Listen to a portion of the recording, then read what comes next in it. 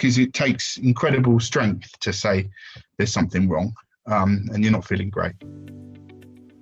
Welcome to another episode of the Burnt Chef Journal, hosted by myself, Chris Hall, the founder of the Burnt Chef Project. This week's guest is Sam Moody, who I first met in Bath when I first started my career in food wholesale. He now works at Ballyfin in Ireland, and he joins us to talk about his experiences learning within hospitality, learning to take over a team, and also what he's learned throughout his journey. And it's an insightful chat. And as usual with all of our chats, hopefully you take something new away from this, and we really hope that you enjoy it. So thanks very much, and let's get started. Lamb Weston are your partner in potatoes. We're a leading global frozen potato manufacturing business with a wealth of experience in offering a portfolio of high-end and quality products on a consistent basis. We supply the pub, casual dining, QSR sectors. We believe in wellbeing through potatoes, and we are very proud to support the Burnt Chef Project, here to offer our support and help for those that need it, and any solutions that you need for you and your business. How are you? I'm not bad, mate. How are you? Yeah, I'm all good. Yeah, long time no speak. Yeah, indeed. Whereabouts in the world are you at the moment? I'm in my office at Ballyfin. So we've got this Scott and I, who worked together for many years, who runs a restaurant here for us. We've been messing about doing some silly videos around Ballyfin. So we were filming the 4th episode this morning. So it was it's good. It's something to sort of keep your a little bit of the creative juice flowing, and something silly, not too serious. So it's good fun. Oh, nice. Whereabouts are these videos? Have you published them? Yeah, so they're on Ballyfin's Instagram. So the first one went live on Saturday, and we're going to do maybe one or two a week, just while we're in this current whatever number lockdown we're in. I think this is our 3rd or 4th lockdown now for us. So just something. Just something to pass the time, really. There's a great guy, Eric Matthews, at Chapter 1, who does he does a little video thing from his a video like cook along from his flat called Cabin Fever Classics, and he's like properly stereotypical charming Irish man, the gift of the gab, and so he's really entertaining. And I just think it's funny to listen to him. It takes your mind off the current situation. So I thought we could do something like that at Ballyfin, and we're calling it the Cook's Tour. So because we're so blessed with space here, so we every time we do one, we're cooking somewhere else on the estate. So it's good fun. Oh mate, I'll have to check it out. I've not honestly. I respond a lot on Instagram, but I don't actually have a chance much to scroll through it. So I'll be keen to check that out actually. And yeah, it's a bit of fun. Yeah, no, it's just a bit of fun, really. So you and I have got a lot of catching up to do because we've not seen each other since you left Bath Priory. Really, what? Mm-hmm. It was a while ago, 8 years ago now, wasn't it, or so? 4.5, nearly 5 years. God, 5. So I left 5 years. Yeah. Madness. So for those that perhaps aren't familiar with who you are and where you come from, do you want to do a bit of a backstory, how you got into the industry, where you've been, what you've been up to? Yeah, so I'm Sam Moody. I'm currently the chef at Ballyfin Domain in County Laois in the Republic of Ireland. So we're about as far as you can get from the sea in Ireland. So bang in the middle.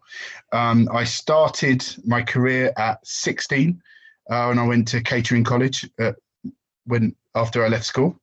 And I had a really, really good lecturer, Terry Pugh, and he was, he ex-military, and straight down the line, no messing, but loved cooking. And I think sometimes if you're unlucky, you can meet a college lecturer who has just had enough of the industry and is sort of that's their way out, that's their other job. Whereas Terry loved teaching. And he loved cooking, and he loved seeing people. He loved students that were engaged, and so he really pushed me. And then from there, I worked at a couple of places part time, but my first proper job was at Ushering Manor, where I was with Stephen Crane, and I was there for about maybe 3.5 years. In that time there, we won a Michelin star while I was there. And that was the first serious kitchen where, you took food serious, and massive learning curve. And then, I got good there, and I thought I was good. And then I left Ushering Manor and went to Gidley Park.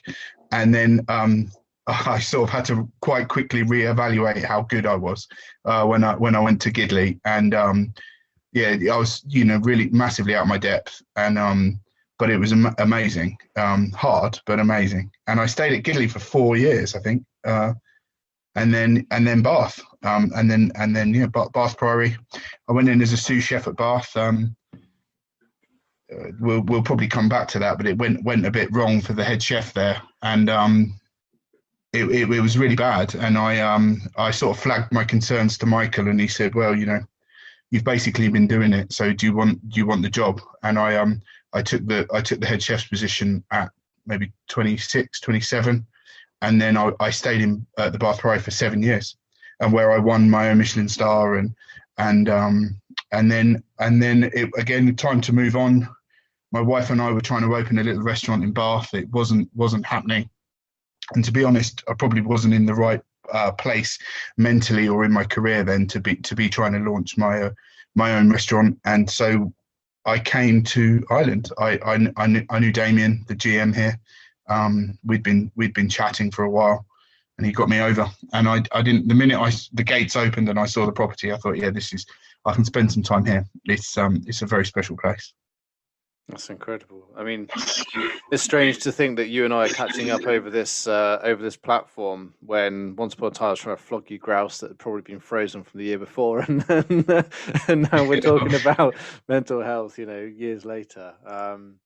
So you and I have always had some interactions as well over Instagram since I've started. So I know that you've got quite particular views on kitchen cultures and management of staff, and we'll talk about all of those because I'm quite intrigued to learn more from your perspective as well. But just take me back to that time, sort of when you took over at the Bath Priory, because you mentioned it was under a bit of a cloud, so to speak.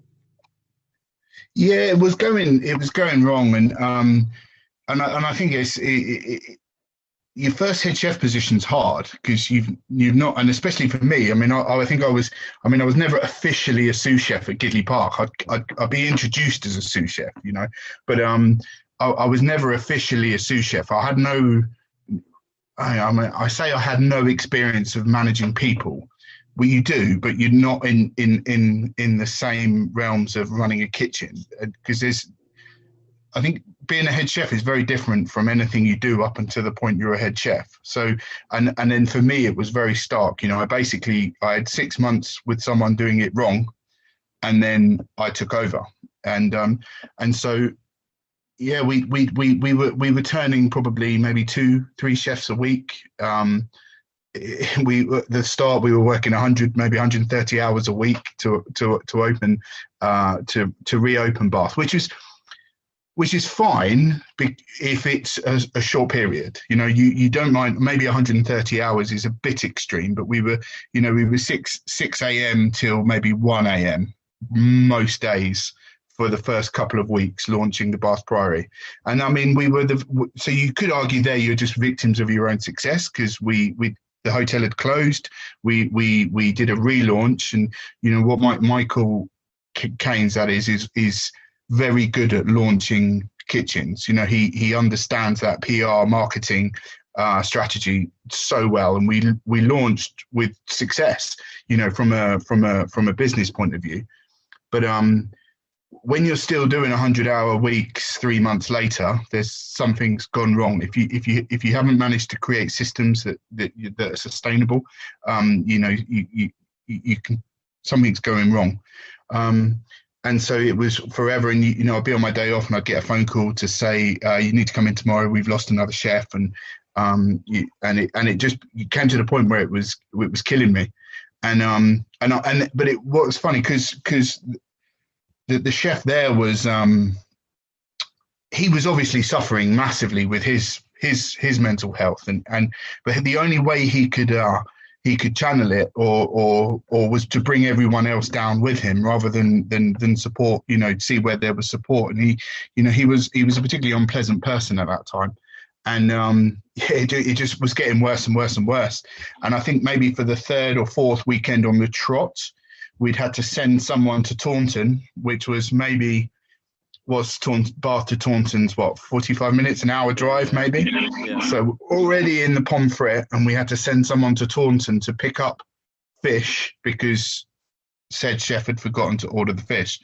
And it was just I had this sort of epiphany, and I said, right, I've had enough. I handed my notice in and then phoned Michael and said, just by the way, I resigned from the sous chef position at the Bath Priory today. I can't do it anymore. And I explained my reasons, and Michael said, well, in that case, if the person, my predecessor left, would I support Michael? And I said, yeah, I'll stay, and I'll do a bit more time. I'm never one to leave a business. I would never want to leave somewhere bad. So we carried on, and the rest is history for that. I did quite well in Bath. But I wouldn't have, ironically, if it wasn't for watching someone else mess it up so badly and alienate everyone around him, there's no way I would have been able to do it. Without that 6 months of hell, there's no way I would be where I am now. So, it's one of them strange, you have to take advantage of the situations you're presented with, I think. Yeah, definitely. I mean, you talked about sustainability, which is quite an interesting concept because as certainly as chefs, you're always looking at sustainability of ingredients and suppliers and, where you can get things from. But no one ever looks about sustainability of kitchens and the processes in place and how to manage. And it must have been quite a steep learning curve to go from looking at what predecessors have done and just trying to feel your way through it yourself. I mean, the learning curves are always steep. I think with that moment, it's something I do a lot of work with junior chefs, is learning curves, because they're always going up. You're always learning loads, but the more you know, the harder it is to pinpoint exactly what it is you're learning. So I often find with young chefs, we do a sort of, there's a point where you feel like you're not learning anymore and you're making the same mistakes, whereas it's probably you're learning just as much. It's just, you're not as aware of the things you're learning. I've always sort of tried to do things my way in kitchens, and maybe not so much at Ockenden Manor, Gidley Park, certainly in the latter part of the time I was there, where I had the confidence that I knew the food well enough. I've always sort of tried to understand the sort of inner workings of kitchens. I've never really been into. I've done a lot of stages, and I was never really interested in how the chef thought of dishes, or the food on the plate. I was more interested in the structure of the kitchen and how because ultimately the recipe is the easy bit. It's how you deliver it in service is the difficult bit. I think on the stage, I'd always focused on that structure and management of a kitchen. It was a steep learning curve, but as I say, I had a very good example of how not to do it. So and Michael is really good. He's always at the end of a telephone. So once you've worked out how to write a roster, and the rest, you just got to get on with it and take it from there, really.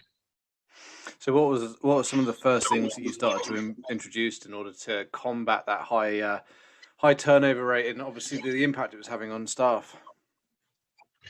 I can't really introduce. I think it was first thing I did was I took everyone out and said what was happening, and I asked everyone for commitment that they would work for me and we had some great. I was very lucky. Very good people, and Liam Finnegan in the team, Niall Keating was in the team, Thomas Hine, they're really, really good.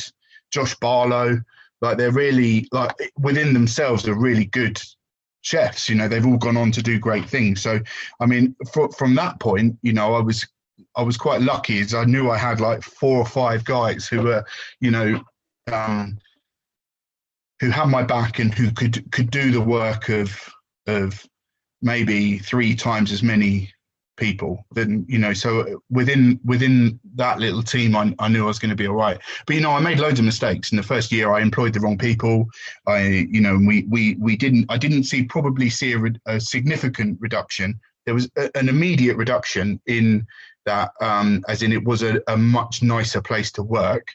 Almost immediately, but I didn't see significant reductions in staff turnover, maybe for 18 months until I'd really, maybe a year, until I'd really settled into the role. And, you know, and you have the confidence not to employ someone just because they've applied for a job, you know, and you take your time, and that to me is key, is employing the right people. You're never going to get longevity out of the wrong people, because you're just going to get frustrated with each other, basically. Yeah, I mean, it's something I've literally spent the last 24 hours building management training modules so that we can start to upskill individuals. Because, as you say, many chefs on front of house, where irrespective of where you are within hospitality, you come into the role because you are capable and that you adapt and you can run a service, but you aren't necessarily taught how to spot trigger signs and to actively listen and then to engage in conversations with your staff and to build healthy workplace cultures. And I think what we are starting to see now is a huge skill gap with regards to that, because we're not spending time with mentors. We're not spending as long and working for many different businesses now. We tend to be staying longer and longer at the same businesses. So it's interesting that you talk about sort of structures and hiring. And one of the things that we're touching upon currently is the not hiding your position, or not being cleared at the get-go of what the position entails, what you're looking for, what they should be expecting as well. Because far too often I think we're seeing that people take jobs now because I need a member of staff, so I've just got to get someone in. It's a hand. They'll do, you know, even if they're not able to cope, or if they're not resilient enough for that role. So, and you probably, as you say, you found that yourself by hiring people and then finding that actually they just weren't able to cut the mustard. Yeah, but absolutely. And I mean, that's a really hard system. It's really hard to get out of. It's really easy to talk about. And on paper, it's easy. But, you know, and especially in an interview, it's very difficult to know who you're employing and the longevity. And, you know, the minute you've put a month, maybe 2 months work into training someone, the thought, even, I mean, in the last job, the paperwork for employing someone at the end was ridiculous. You know, it's like maybe 15 pieces of paper that you're going to go through. And so when you're already busy, there is that nature. If you're not careful, you can, it's easier to put up with someone is like better the devil, you know, and it isn't, you have to have the right people. But when we're busy and we're short staffed and you know, and you're trying to write a roster and you want that critical number of people, and, you know, so you can write the rota and give people their lates and their earlies, and, you know, not everyone's working five split shifts a week. It's the temptation is just to keep the bodies. It certainly feels easier. No, but long term, obviously, it's as you said, it has its impact somewhere along the line. But I mean, what else have you learned over your career? Because I when I knew you, I knew you as someone who sort of, you were at the helm of quite a large kitchen. I don't know how many staff did you have under you? I had 21 at its peak in Bath. Yeah, because that kitchen was always rammed whenever I was in there. I was in and out because I didn't want to get in the way of anyone. But, you know, what other things have you learned throughout your journey? Because managing that number of people in such a busy environment where you are maintaining a Michelin as well, like, you must have learned a few things over your journey. I mean, I should add that actually one of the easiest things, the most important things is I'll you know, the most important thing for mental health is having someone in your team, like a mentor, who you can talk to where there is no judgment with what you say. So, and that's what Sue Williams is. She's the best at, and that's how she can have such young people run and help launch young people as such successful individuals within the businesses she runs, because you can talk for half an hour, maybe 45 minutes, and make very little sense, probably, like looking back, the stuff we used to talk about, and you're just engaging on, maybe trivial stuff, but you're processing something else underneath, for sure. I'm going to struggle to pinpoint any exact example, but I might see. I remember, I think it's Guy Savoy did this amazing video of like the day in his restaurant, and it starts off in a market, and then he travels back to his restaurant, and then at the end it's silent, but there's just some like some French tune playing, and it's just still images of his staff's faces, but it's a film, it's not a photograph, and it's really moving. And so I showed Sue, and I said, I've done this amazing, and we should do more of it. And it was just that, ideas that are going to go nowhere, but you had this, like, you had someone you could talk to about it. And it was, there was never anything came back or was ever thrown in your face about something you said in one of those conversations. And they were completely unstructured. You didn't need to book an appointment or say, you could just knock on the door and say, have you got a second? So, yeah, of course, come in. And you could have a conversation, and it's essential. Like, you don't realize, I certainly didn't realize at the time how important that was for my learning the stuff. So within that, probably the thing that I learned is you've got to let people make mistakes is probably the thing I've taken the most from my time managing kitchens, is allow people to make mistakes. And it doesn't the likelihood is if you don't worry too much about the mistakes, people will spot them before they become a problem. And certainly stuff doesn't get hidden.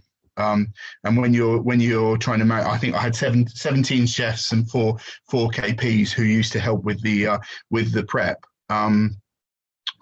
There's a lot of people you're trusting, and actually probably the best way is to trust them, and then they'll show you that mutual respect. And if there is a problem, rather than sort of hiding it and trying to serve it, it comes to the comes out. Although as I'm saying that, there was a burnt soup on Christmas Day, my sous chef will remind me of at some point. But there's no perfect method. But for me, it certainly reduced my stress levels. And what about yourself, Sam, as well? Because you're always a sort of cool, calm guy when I knew you. But I mean, did you have any experiences yourself of the periods of time where you were suffering from your mental health? Yeah, certainly. I mean, we go through. I mean, it's no like you're not meant to. First thing is, you're not meant to be happy all the time. You're meant to. I think you need to be content, and that's the one message that I worry about getting lost. Is if you just because you're feeling a bit shit today doesn't mean that you've got you've got something seriously wrong with you, and you should be able to help get through it yourself. That said, if it's lingering, then you need to speak to someone, or even if you're just having a bad day, just say, look, having a bad day. But I've always tried not to bring that to work. I've lost my cool over ridiculous stuff, and it made the service suffer, and which is the reality, the irony of it. You're so het up on one little mistake that actually you lose your focus, and probably every dish afterwards isn't as good as it would be if everyone's enjoying themselves. But unfortunately, that's the danger of working with passionate people. Like sometimes it boils over. And that's something, that I have to work on. I'm a big guy, I'm a big, loud guy, and I'm really clumsy. And so if my staff don't know me and know what I'm like, it could be very intimidating very easily, but yes, that's the nature of it. I think when the MC when I first worked at Gidley, he pulled me aside after service and said, "Is everything all right, chef?" I said, "Yeah." And he said, "No." And I said, "Well, I've got a bone condition called HME, which basically my skeleton didn't grow properly, and it was diagnosed as I got the job at Gidley Park." And I just learned that I was going to be in chronic pain forever, or I should change my career, is what they said. And then my grandmother was very ill, and I was splitting up with a girlfriend, and he just said, "Yeah, just tell me, because you're not making sometimes it's not an excuse, but sometimes there's reasons." And that was it. That was the conversation. And look, it definitely wasn't any easier to work for from that point. If anything, maybe he was a little bit harder, but it was just that there was he's sort of that window of like that he cares about what we're doing, and it's important, and so that's how I've always tried to do it with my guys, and just make sure everyone's okay.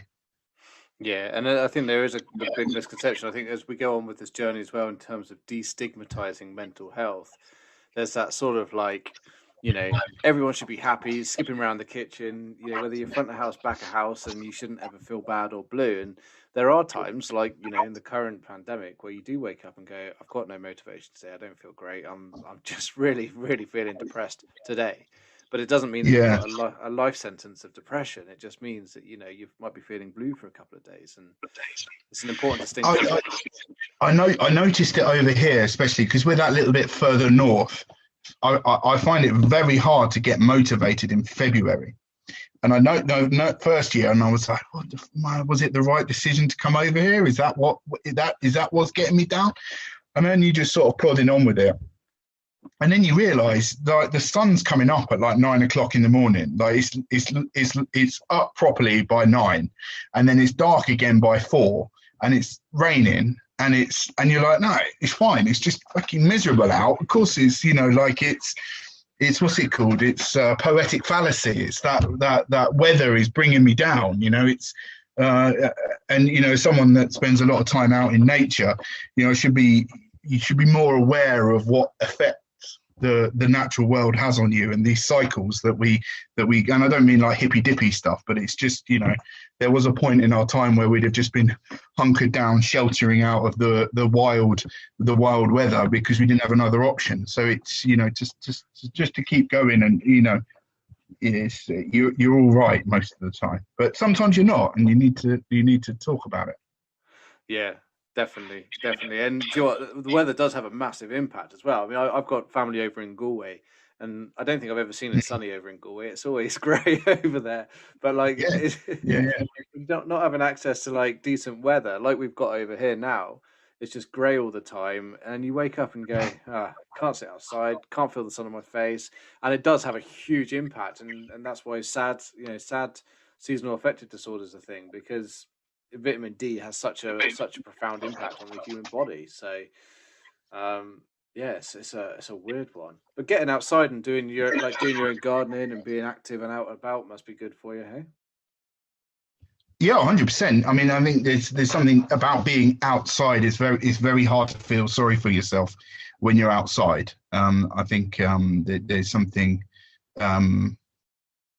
Just that, whether you're gardening, walking, fishing to some point, but I have to be careful with my fishing, because I take my fishing quite seriously. And if I'm feeling, it happened to me in Bath actually. I don't know, I can't remember exactly when, but maybe I've been at the Priory maybe a year, and I thought I haven't been fishing for ages, so I went fishing, and I got really stressed about fishing. About whether I was, and I was like, this isn't what this is about. And it's obviously all that pent up stress that I'd been dealing with for the couple of weeks prior, and I'd finally got 2 days off, and I was going through, and it all came out, and I had to sort of really reassess how I use my my time. But walking is brilliant for it. Definitely, walking in nature is really good for you, clearing your mind, and you can just sort of walk along, see the seasons developing, and so the best thing I ever did was get Percy, my West Highland White Terrier, because he forced me to take my split shifts and forced me not to go in early because I had to go and walk the dog. And it just gave me that structure to the day, got me outside, walked maybe 5 or 6 kilometers within the day. And it changed the way I thought about myself and my time and whatnot. That's massive, yeah. And I've got a dog myself, and he's getting a bit on now. I think he's, 11, 12? He's almost 12. Yeah. And I genuinely don't know what I'll do when he's not around, because I even walk to work now. Gone are the days where I used to drive to Bath or drive to Bournemouth to work. Now I walk to work. It's a 15-minute walk, and just that start in the morning and finish at the end of the day it's what you need, I think. Yeah, and it's a lot easier to use the excuse of a dog to get out and when it's pissing it down with rain and it's blowing horizontally than it is to just put your rain mat on and off you go. Yeah, well, for me, it was that I had a dog where it's different, where I've got a little one as well now, but the dog had no, we lived in a flat in Bath, like you had to go and let it out. Like I couldn't by rights leave it in the house for my 12-hour shift that I was at work. I had to get home on my split and let it out after lunch service and take him for a walk. Otherwise it'd go bananas. And it just forced me to stop saying yes to HOD meetings at 3:30 or just going to a gym. As much as exercise is great for you, they're dull places. And if you've been cooped up in a building all day and then you go and run on the treadmill and then lift some weights, actually, like, it's really boring. And I found it, although you're listening to music, it was very hard for me to switch my brain off from work. Whereas, I mean, not that I ever, because you're in the nature, you're thinking about seasons, but that's the bit of your job you love. So like it's nice. It takes, or out of context, you think about a problem out of the context of where you are. Sometimes, the epiphany just comes, I find. No, it's definitely true. Isn't it funny though? Like when you are doing some form of exercise outside, you often find that it just wallops you when you're not even thinking about it. It'll just pop into your head and go, "Oh right, I didn't realize that was the case." Like could have done with that moment of clarity when I was losing my shit like 2 hours ago. But that's what. It's funny. That's what I'll say. I'll come up with a good idea, and we'll talk. I'll talk about it with everyone. I have a senior team, but it's sort of me, and then my team is how we work it. I have sous chefs and chef de parties, and they have different responsibilities, and I'll talk to them differently about what I expect. I expect from them, or maybe they have a specific skill set or something they're really good at. But generally speaking, when we're working, there's no hierarchy in you're a commie, what are you doing, talking to telling this chef de party he's doing something wrong. I have none of that. I've got no time for that. We're one team, so we do it together. And I'll always say if we come up with some solution that makes our lives easier, I always say, "Oh fucking hell, boys! Why haven't we done this from the start? Like, what's going on? Why is it taking me so long to think of this, lads? Come on!" It's and that's everything is about making our lives easier so we can deliver like an exceptional experience to our guests. Right. Yeah, massively so. I mean, are you familiar with the concept of frame control? I'm not, no. So framing control is basically like perception. It's how we all see the world. We see through different windows and frames, but often enough, these frames are quite narrow. And they only allow us to see the perception that we are accustomed to. And sometimes it takes someone to take that frame off us and go, actually, have you tried looking at it from the other side? And have you seen the way that we can do this? And I think we sometimes within the kitchen environment have become so heavily structured on that hierarchy system, as you say, that we're not allowing people who may have some fantastic creative ideas. Even your KP may go, I've seen this. This looks like a class thing to put in place, or I'm really interested to learn more about it. And you could go, I didn't even realize that was a thing, or I didn't even realize that season had come, or whatever it might be, and it's an opportunity. And it's the same with like management. It doesn't necessarily have to be seasons. It could be anything like TED Talks. I'm obsessed with the bloody things. There's so much good information on TED Talks. They're just little 20-minute drops of nuggets of information that completely blow your mind wide open. Mm. And it's amazing you be listening to, and we're definitely, I know I've messaged you a few times, we're definitely guilty in, and, myself as well, of guilty of sort of, it's only a hospitality problem, and we sort of become so like we focus on ourselves so much because you are up against it all the time. It's very hard to sometimes think, I wonder how they do this in manufacturing, or I wonder how they do this in the aviation business, or what, and because we sort of tend to look sort of inward, you sort of forget there's a whole other world around you sometimes. They're probably dealing with exactly the same problems you are, and have maybe a different, just come at it from a different angle, like you said, and it can just sort of change the way you're dealing with stuff. So I think it's the way forward. I always say it with, we're forever short staffed, and and so was everyone else at a time.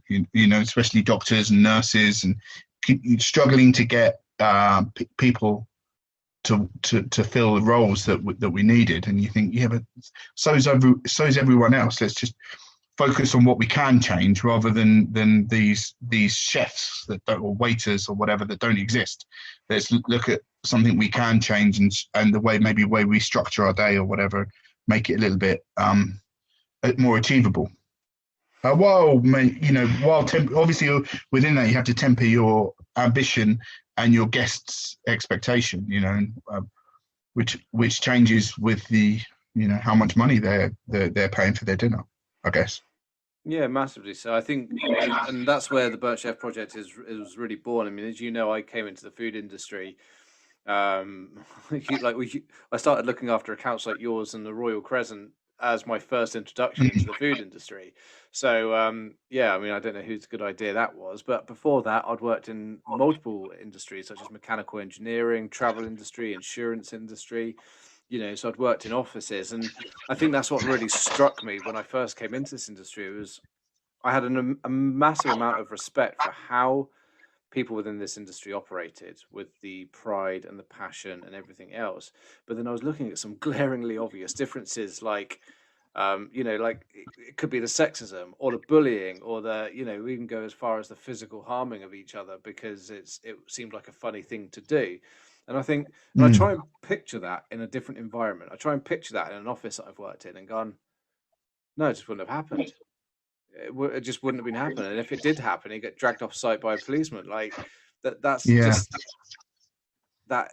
And it's about for me, it's about trying to create that equilibrium and not take away the uniqueness that hospitality has, but to create and take and borrow certain things from other industries and implement them so that we can make it even more effective and efficient and appeal to even more people. And gradually what you will start to see is those shortages of positions start to become more freely available, as people start fighting to get involved in hospitality as like a go-to industry, because it might be that employers are starting to be celebrated for workplace adjustments, or for equal opportunities, or for work-life balance, whereas perhaps previously it wasn't like that.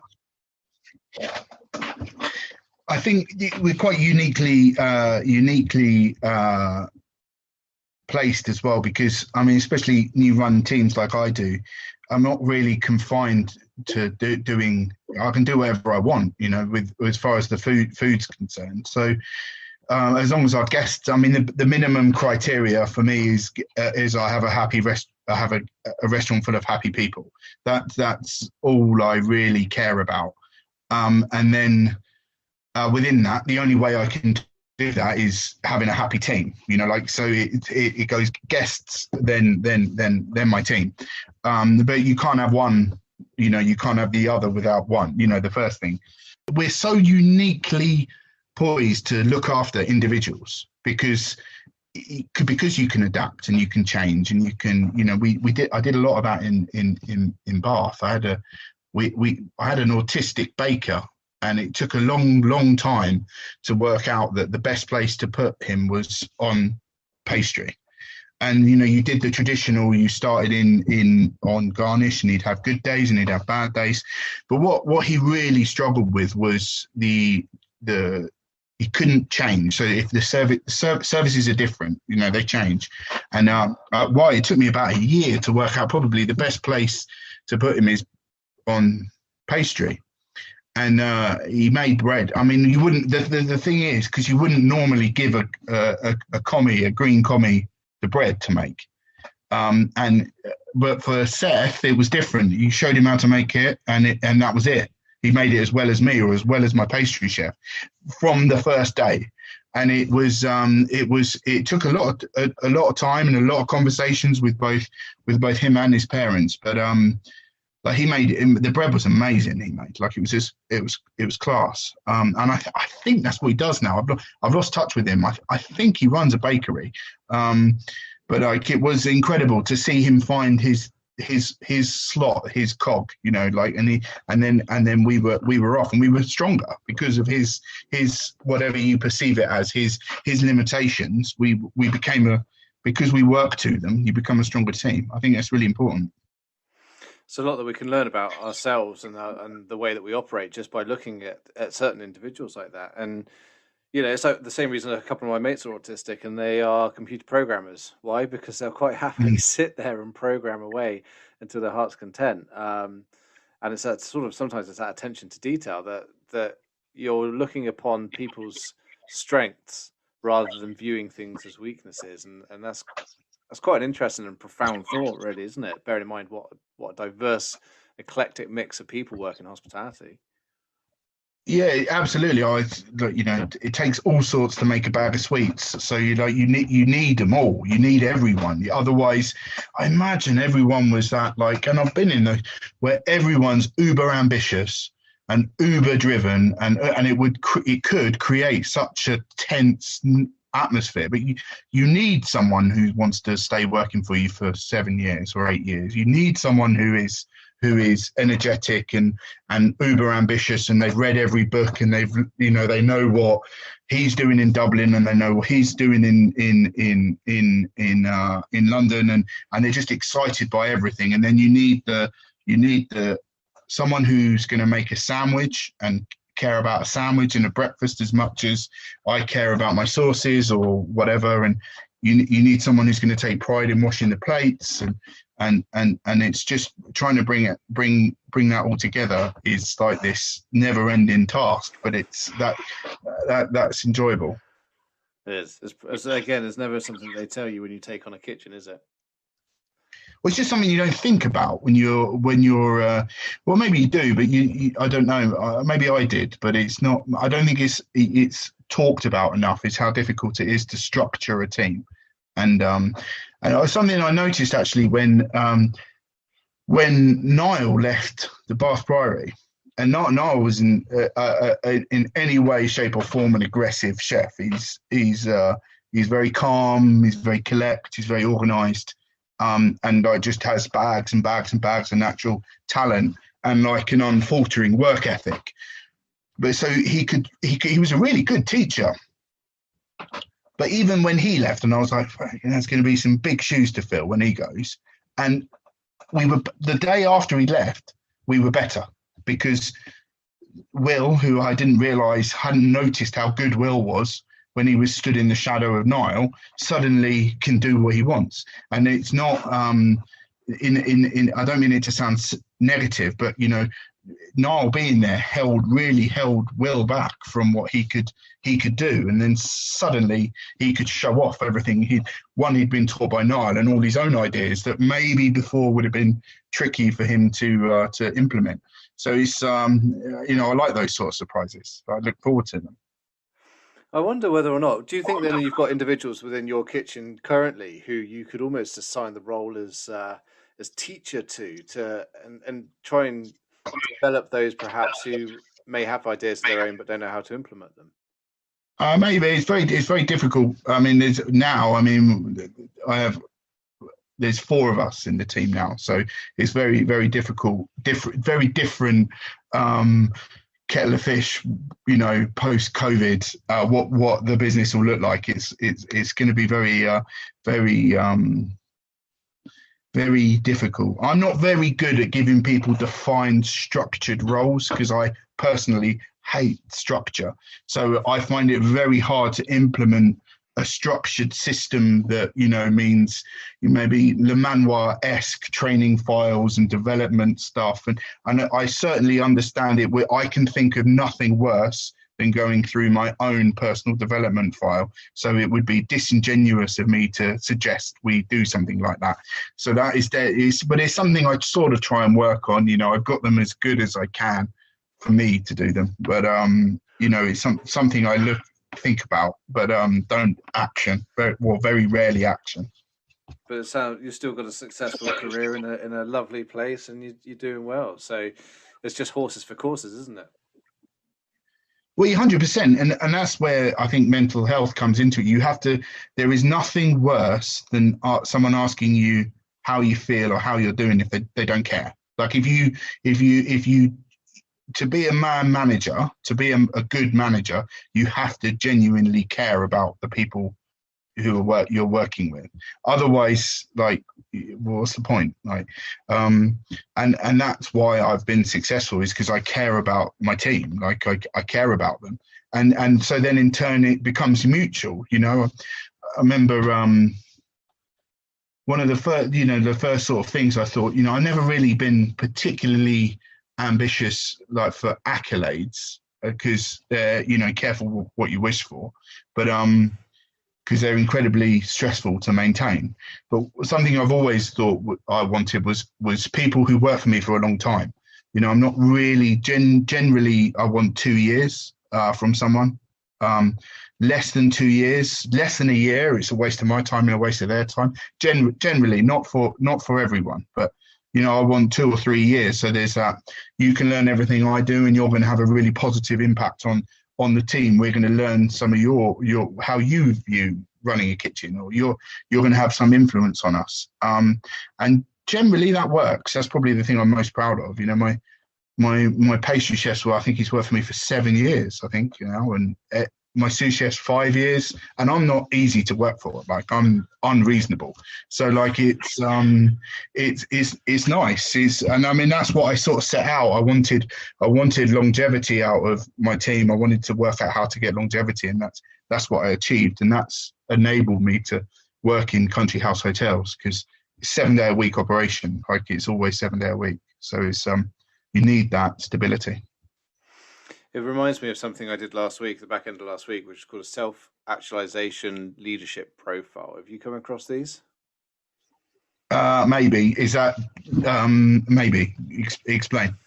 It's a series of questions that go on for about 2 or 3 minutes, and you get choices of different words. And at the end, I got given a 14-page document about my leadership style, but also how self-realized I was. So how much about myself I knew, and was able to look at myself from a third-person perspective. And what it highlighted was not only incredibly correct, but I struggled to come to terms with a lot of the facts in there. So they talk about your shadow personality, right? And they say that, when you're good, you're driven and you're ambitious and you're keen to succeed. But when stress hits you and your shadow personality comes out, that's it. You become condescending and arrogant and all this other stuff. And I was like, oh, this isn't true. What a load of crap. And I went away. And I said to my wife, yeah, you don't know me. You're just a piece of paper. And I said to my wife, I said, check out this. And she goes, God, they've got you bang on, haven't they? And I was like, but it got me thinking on whether or not it would be worthwhile trying to adapt something like that. I'm in conversations with the company now to see if we can, I don't know if anyone out there fancies doing it, as who is in just not just leadership roles, but anywhere within hospitality, they could do this and almost have like a, I don't know, depending on what you think about it, you can have like a peek into your personality type and perhaps learn where you got your strengths and where perhaps your areas of improvement, or whether or not you lean upon, as you say, someone else to do those certain things. Yeah, absolutely. I've done quite a few of those. Sue was great for Sue Williams was great for management training. Worked with a guy called Richard Giles for when early on in my career, and he at the time, it's one of those things. At the time, you don't necessarily see what you've got from that 1 hour, 3 hour, your day off session or whatever, but over a time, you maybe on reflection you realize, oh no, I've probably picked that up from him, or that's become, it's become ingrained in the way you work. Good, positive habits. But it's funny how you automatically, because I do the same. You sort of have in your head positive and negative character traits. And then the minute you hear one that you think in your head is a negative that associates with you, you think, oh, no, it's not true. But whereas really it takes everything to be successful. You want to be a nice mix of it all. And you do need arrogance, and you do need that confidence and that belief in yourself. Certainly at times when you're, I certainly needed it at the start in the Bath Priory. And it's not a negative, it's positive. It's we sort of we dress everything up and put everything in its box, and you think, oh no, actually you need that confidence, you need that self-belief. But it's hard, sometimes it's hard to be told that's how you are. Yeah, but it is, it was very difficult to come to terms with some of the bits on it, but what came out of it personally for me was like solitude. They said that you're terrible about being alone. I said, you got to be joking. I said, I spend every day alone with just a laptop and sat in this cold, drafty room. I'm perfectly fine.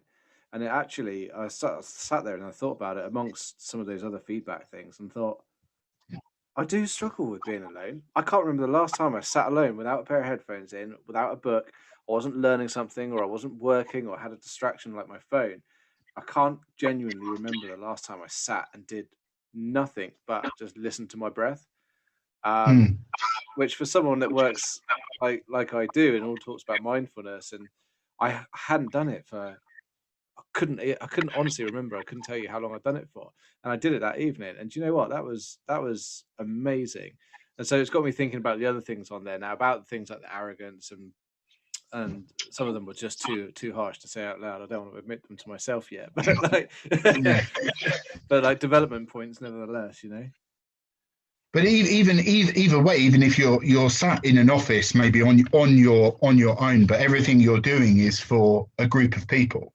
Because you're like, I guess, social media based, everything that you do is about lots of people and engaging with lots of people.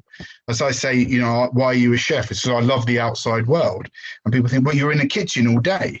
And you're like, yeah, but everything I do in that kitchen is come from outside. And it's my link. It's a direct link to the outside world. And it's, so it's funny. Your circumstance may not describe you in its best. There's more to meet the eye. I can't think of the turn of phrase, but as much as you're sat on your own, you're certainly not alone, if you know what I mean. I know, but it's like, it's like most things sometimes in life where you are surrounded by hundreds. I'm not saying this is the case, but you can be surrounded by hundreds of people and feel completely and utterly isolated, and that's. Again, that's where my journey took me, and that's why I started at the Burnt Chef Project, because I was, in a position where I was surrounded by people and still felt alone. So, yeah, there's, and this is a different situation altogether, working alone. But it just goes to show that you can have. It's such an oxymoron, isn't it? Like, you can be sat in an office on your own, feeling quite content with life, but then automatically you can be part of a rugby club and happily married and still feel like you're completely and utterly isolated. So. Yeah. Well, perception is a big thing. I certainly, in my short time I spent working in London, I felt lonely working in London, especially waking up tired on your day off. I never worked there properly, but I felt isolated in London. Whereas in Devon, you really are on your own. It's a 2-mile walk to the nearest shop.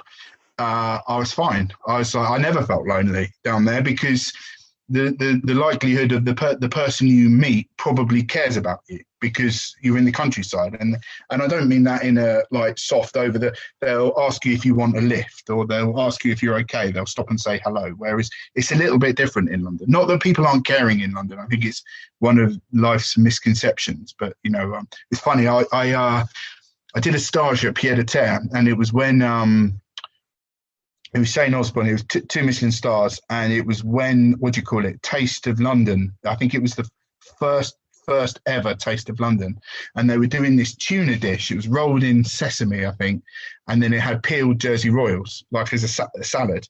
And the week I was there, they were prepping for this dish, so it was just like after service, the lads are peeling boxes of potatoes, and they were like, "Oh, you don't have to stay for this." I was like, "No, it's fine. I'll give you a hand." And it was the first time so Gidley Park had shut for a refurbishment, massive refurbishment, and I had an operation for my HME, so I hadn't worked for maybe 5 months, and I went on this stage and then stood up for 15, 16 hours a day, and it was a 6 day a week operation, and I asked to do the full 6 days. And on the Saturday, I got off the 147 bus in Battersea. I think it's the 147. And I was walking back to the house I was staying in, and I was like limping, because my feet were really bad. And there was this group of lads just stood on the corner, and then I was like, "Oh, here we go." And as I got up to them, they went, "You all right, mate?" And I was like, yeah. And then head down, carry on walking. And they were like, no, really. "Are you all right, mate? You look like you're in pain." And I was like, yeah. I just didn't expect it. And it was that, oh, maybe they are caring in London. I could barely walk after that week. I probably bought new Birkenstocks or something. But it's that. It's really burned in I really thought I was about to get mugged, but no, they were concerned at my well-being, my state of my feet after a week standing up. Mate, and it didn't cost anything, did it? Other than a couple of minutes. And yeah, there we go. So there's a lesson for everyone. Just take more care of other people, whether you know them or not, because the chances are it'll probably turn their day around. I mean, I'd take it they didn't carry you back home again. No, I just said, "No, I'm fine. I've just had a long week at work and my feet are killing me." And they were like, "Oh, fine." They're back on talking. It's just funny, and it's so much nicer than smile. It might never happen. It's you engage. I mean, it's tricky, because you don't want to make people feel uncomfortable, but it's very different here. Like moving to Ireland, because people care. Like people really care in this. Like the locality and where you are, and the people, I think they have had a real problem with mental health, especially suicide with young men in Ireland. Massive problem. And so they really take it seriously, and they really care about each other. And you're talking hard farmers, you're not, there's not I don't really go in for stereotypes, but not necessarily people you would think would have a softer side. But actually, it's probably not a softer side. Because it takes incredible strength to say there's something wrong, and you're not feeling great. And there's always you ask, "You okay?" And then any hesitation, it's, "Are you sure?" And it's nice. It's different. I think that's what you get a little bit with isolated communities. I mean, I found that moving from Bournemouth up to Somerset, where you move from Bournemouth, which had thousands and thousands of people living in close proximity, to Somerset, where we lived on a 200-acre farm. And, in a similar situation, it was a good 2-mile walk to the shops, and, the local pub was a walk away, but not a walk you'd want to do that frequently. And so when you did bump into people, it was like, "How's it going?" Yeah. And you stop and chat, or like you take the dog for a walk, an old boy who you didn't know would start walking alongside you just because there was someone else there, and there was communication, and there's something quite warming about being able to engage with a complete and utter stranger on terms that, and then we're not talking about going out and hugging everyone, because that's one way to go and upset a few people. That suits you with your need to be with other people, whereas me, I really like to be on my own. So like, I'm an only child, so it must be something to do with that. But it's that I really like my own space and my own thoughts. And so sometimes when you get talking to someone, and like you say, you end up walking half your walk with someone else. It can be but it's not criticism at all. But it's one of them. Oh no, don't get me wrong. Sometimes, as I said to you at the beginning, like the only opportunity I get for a bit of peace and quiet during the day is, getting bombarded with social media, bombarded with emails, bombarded with phone calls. Is that 20-minute, 30-minute walk at the end of the day? And if you bump into someone you're like, Smile sweetly. Yeah, I'm fine. How's it going? Yeah. But it's having to take that more additional mental energy to go, okay, just put that face on for a little bit longer and not put my head down and just Yeah, pass them. I'm not absolutely. there. That's good. You have to be well practiced at being antisocial, and then people know. But then that's not very caring, is it? And we're not looking after other people, so Well, it's again, horses for courses, though, isn't it? You don't have to go out and look after everyone as long as you're mindful and you're aware. I think that's the key thing. But yeah. Sam, to draw this conversation to sort of quite a neat close, I'd like to ask you the same question that I've asked every guest that comes on, which is, if you were to travel back in time and sort of whisper to your 18-year-old version of yourself some little nuggets of information that might change their career or change their mindset or just change their life, what would you tell yourself? Well, I mean, tell myself would be, I mean, I know I wouldn't listen. So, I mean, I knew what I was doing at 18. I very rarely listened or sought advice. So I think telling myself would have been pointless. But something I maybe regret is maybe just take your time a little bit more. Don't. Not that I rushed to. It was a position of circumstance rather than ambition. It's just take your time to travel and enjoy the places you're working, and maybe travel a little bit more. I'd have liked to have worked in another country before moving to Ireland. Before taking my first head chef's position, and just take your time. I think would be, because it's not a race. But I'm not big on advice, so I'd rather talk out a problem than give someone a soundbite of advice, and it doesn't really do it for me.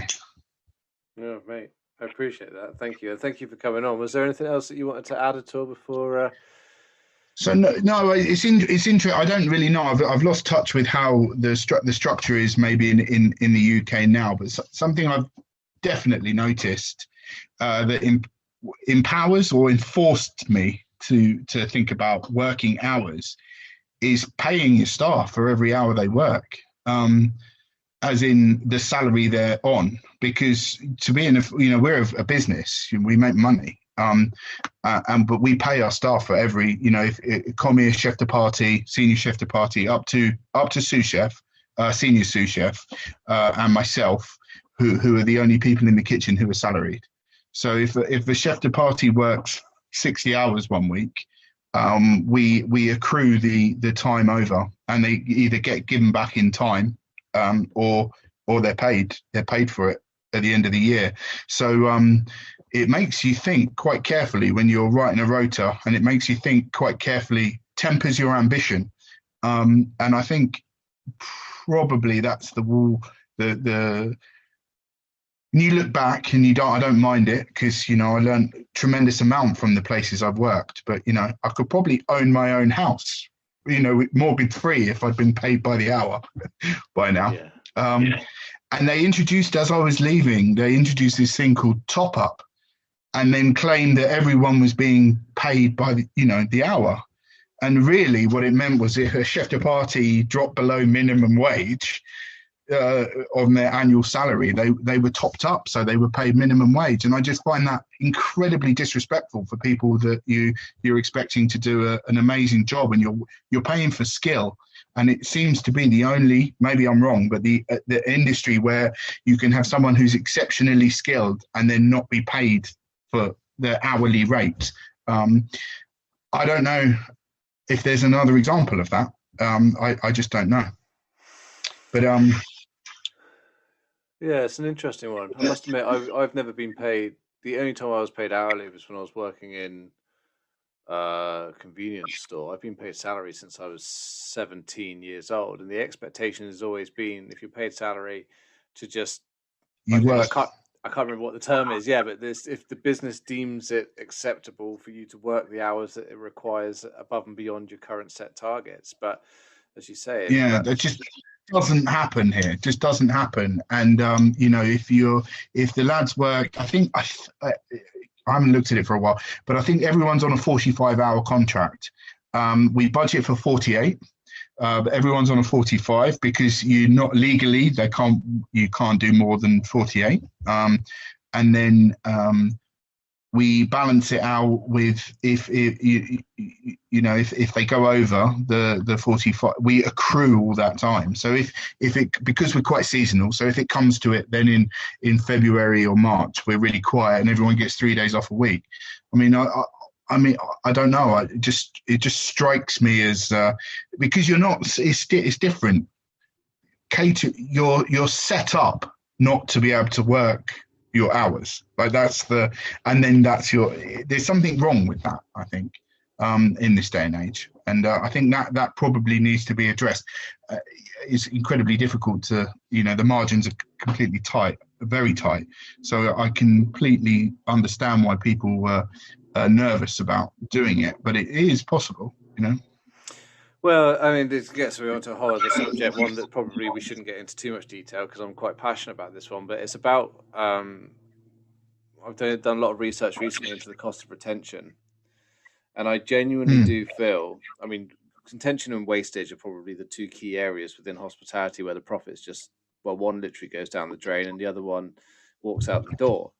And I think that when you're looking at net operating profits of 2 or 3, 4, 5% for businesses, and it's done on scale and a number of sites you've got in order for it to be profitable, then I think people need to start now looking at systems like this, where if an hourly rate works for your staff and it gives them a sense of control and a sense of ownership and allows them to flourish within that job for a much more extended period of time, then so be it. If it means you pay that person an extra 5, 10, whatever it might be, pounds a day or a week, then if they stay, that saves £5,000 to £6,000 walking out the door having to replace that. It also makes it. I've always struggled with I did a bit of work with Springboard many years ago about trying to inspire people to come into the industry, and that sort of message, and it was the same when I was starting. It was like you could be Jamie Oliver, or you could be Gordon Ramsay, or you could, and of course you could be, but the likelihood of you being that one person that can turn their career into a multi-million pound, whatever, book deal or empire of restaurant, you have to be a little bit more realistic. And probably whether most people don't have the ability, I certainly don't have that ability, or actually that sort of inclination to do it. But what you do have to get sort of to the top to live a comfortable life, and maybe buy a house or have at least earn enough money to save up to bring a deposit together. And I think that's probably, we sort of shoot ourselves a little bit in the foot with that middle management, maybe not paying demi chef de partie or chef de partie, because it's such a skill, to run your section. If you could make that job more sustainable, and so people would be happier to stay at that position, we'd probably be onto a winner. But obviously it's complicated. But we've sort of achieved that here with the team here, and I think people are paid enough to live a nice life, and then have enough time back, because I can't have my guys working 70 hours a week because it will bankrupt us. Like you have to think about it. Like it forces you to, as I say, creativity comes out of limitations, not about being able to do everything. I like that a lot. It's a very good point. I suppose my brain's now thinking whether or not more training, because for me it's all about training at this moment in time. I wonder whether or not more training needs to be put around budget management and the impacts of financial management on businesses. Yeah, it's difficult, and I mean, it's very crude in Bath. Is you work, the people who were paid more hours, so you didn't have to top them up. So I think we had it like a chef de partie could work maybe 59 hours a week before they needed to be topped up, and a commie could work this set, and that is so fucking wrong. Like I hate it. You think back, and I hated it then. My rule of thumb is if people are working over 55 hours is too much, I think, on a scale. Now, I'm sure I'm about to get you publish this, and I'll get a load of messages from people. Oh, we never work 55 hours within reason. There's 55 hours work, and I think that's what you should be aiming for, because then it's that balance of you're serious, you're working hard, but you have enough time to recharge. And I certainly noticed that in Ireland, where we're not working, because we don't work split shifts over here. The lads start from 12 or 1. But basically, you're late if you start after 2. So, and you need to tell us the day before what time you're going to be in. Most people are in sort of 12:30, 1. Sometimes they're in at 12. So you're not allowed to start before 12. You're not allowed to start after 2. Give or take 5 days a week, and then you finish maybe 11. So it's a long day, but it's not like killer. And you're only really worrying about one service. And I have a different team for the mornings, and then we sort of work together and try and make sure everything's done. But the difference in people's attitude and attention to detail when they're not knackered was quite stark for me when I arrived here. And actually how quick you are when you're fresh, and how much more work you can get done when you're fresh. So it's sort of this weird, the more hours you work, the less you do. So the more hours you have to work, you sort of get stuck in a downward spiral. Certainly for me, I mean, I procrastinate terribly when I'm tired. Again, you've hit the nail on the head massively, because there's some studies I'm trying to dig out at the moment, not necessarily hospitality focused, but they are studies on stress in line with a diploma that I'm doing at the moment, which I'm just having a look through some documents, talks about efficiencies and employee engagement. So the more stressed that people are and the more tired that they are, the less efficient they are, which is the point that you made, but also the less engaged they are, not just with their daily activities, but with the nature of the business and the goals of the objectives of the business. So as you say, almost by working people into the ground, and you're impacting the long-term viability of the business. So get it right, treat people normally like human beings, get them working some decent hours that work well for them, and you'll have a much happier and successful business moving forward. Hey. Yeah, 100%. And as far as work's concerned, if someone's phoned in sick, and or you've got, you're one short and someone's phoned in sick, we're working hours. The show's got to go on. So you need people who are prepared to, when they have to, say, yeah, no, it's fine. It's not forever. And sometimes not forever might last 3 weeks. It might last a month, and people will get frustrated. But as long as you're honest, right? You said right at the start, as long as you're honest with what you're trying to achieve and why we're working extra hours, and it's people don't mind, and especially if they're accruing time off or loo time, because we shut every January, so we shut every January. We're shut all the time at the moment, but we shut in January to because this is a 200-year-old house that requires some very delicate maintenance work. We simply can't bring chandeliers down when we're open, and we can't do stuff. So we have to shut every January, and it means that people have 12 months employment, because we accrue the time. Within that, we need to be busy though, because the other spin side of that is if there's no work, you don't have a job. Is the other side of that coin, which we're all too aware of over here. But you have to be careful. So you have to find that balance. But I think it's important. Right. Thank you very much for joining us. It's good to catch up as well. It's as I say. Oh, no, lovely to talk to you. So I probably rambled off point a few times, and I struggle to make coherent points. But it's a conversation, isn't it? Mental health. Yeah, and I think you've done expertly, sir. It's every viewpoint on this podcast is valuable, and whether it's on topic or not, like the amount of times I've gone off topic and started talking about all sorts of weird things like energy and whatnot. But it's important that all avenues are explored.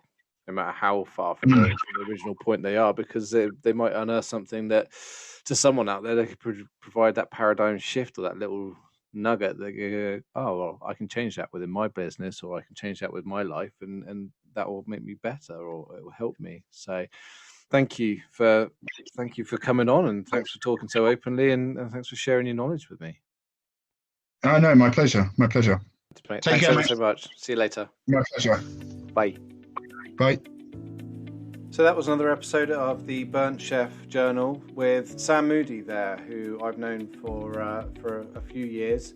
He's got some really interesting views on kitchen cultures and managing individuals.